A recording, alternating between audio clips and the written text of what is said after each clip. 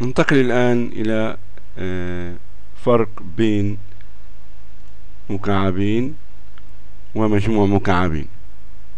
القانون: ألف تكعيب زائد أو ناقص باء تكعيب تساوي ألف زائد أو ناقص باء في ألف تربيع ناقص أو زائد ألف باء زائد باء تربيع. نوضح. أولا، الفرق بين مكعبين أي كميتين مكعبتين بينهم علامة فرق، يعني ناقص. فنقول ألف تكعيب ناقص باء تكعيب هي إذا هنا ناقص في القوس الأول بيكون ناقص ألف ناقص باء، يعني جبنا الجذر التكعيبي للأول والجذر التكعيبي للثاني.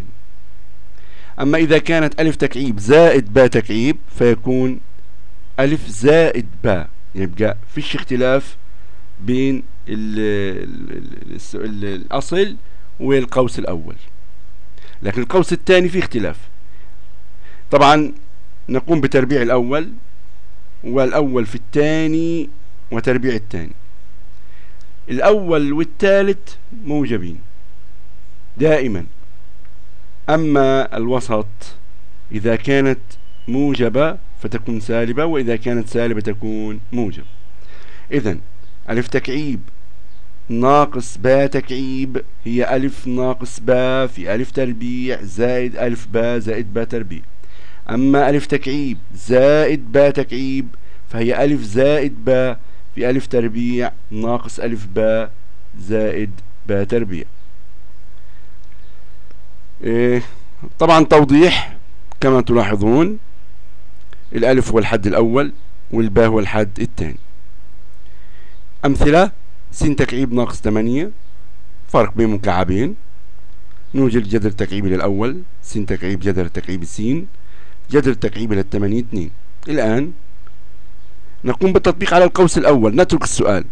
س نضع تربيعها مربع الأول س تربيع، نخالف في الإشارة سالب يصير موجب، الأول في الثاني يصير 2 س، ومربع الثاني دائما اللي هي 2 مربعها 4.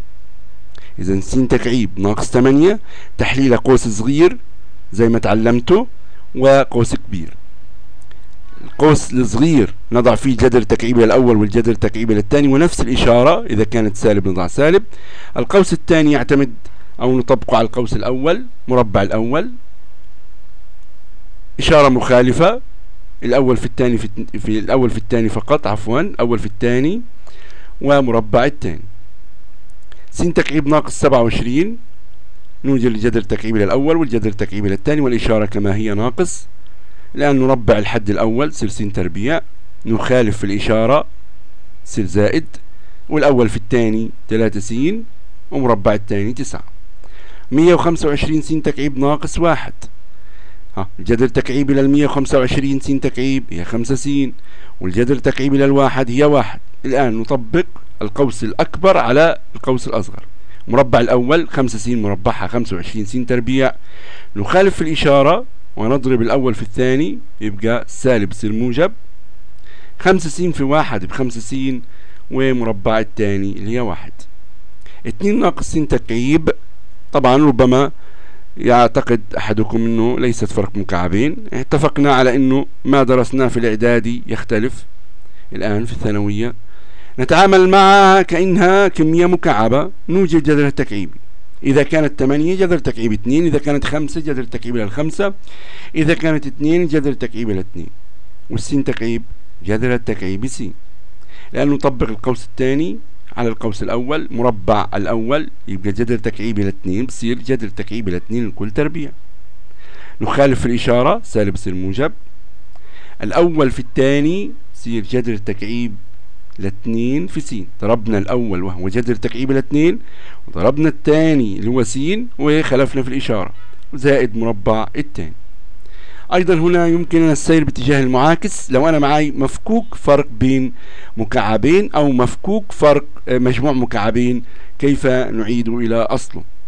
طبعا لازم برضو يكون في عندي يعني شوية تنبيه، أو أنا أكون يعني عارف كيف بدي أرجع العكس. مقدار صغير مقدار كبير متوفر فيه شروط.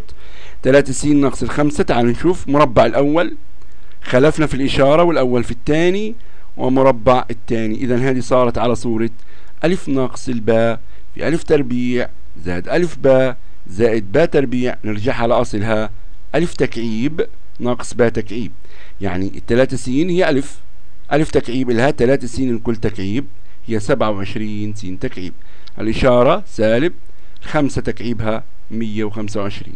إذا السير في اتجاه المعاكس انه عندما يكون لدينا ألف ناقص الباء في ألف تربيع زائد ألف باء زائد باء تربيع تصبح ألف تكعيب ناقص باء تكعيب. عندما يكون لدينا ألف زائد الباء في ألف تربيع ناقص ألف باء زائد باء تربيع تصبح ألف تكعيب زائد باء تكعيب. أيضا نفس المثال بس أوسع. جذر تكعيبي ل 2 س ناقص الواحد زائد 2 في جذر تكعيبي ل 2 س ناقص الواحد كل تربيع ناقص 2 جذر تكعيبي ل 2 س زائد الأربعة. هل ينطبق عليها أيضا؟ نعم. الكمية الأولى جذر تكعيبي ل 2 س ناقص الواحد والكمية الثانية 2. لاحظوا أن احنا ربعنا الأولى وغيرنا الإشارة وضربنا الأول في الثاني وربعنا الثاني. إذا هي على صورة ألف زائد الباء في ألف تربيع ناقص ألف باء زائد باء تربيع تصبح ألف تكعيب زائد باء تكعيب. الآن جذر 2 س ناقص الواحد تكعيبي، جذر تكعيبي ل 2 س ناقص الواحد لما أكعبها بتصير 2 س ناقص الواحد والإشارة نفسها طبعا. الاثنين لما أكعبها بتصير 8 بعد الاختصار بتصير 2 س زائد 7.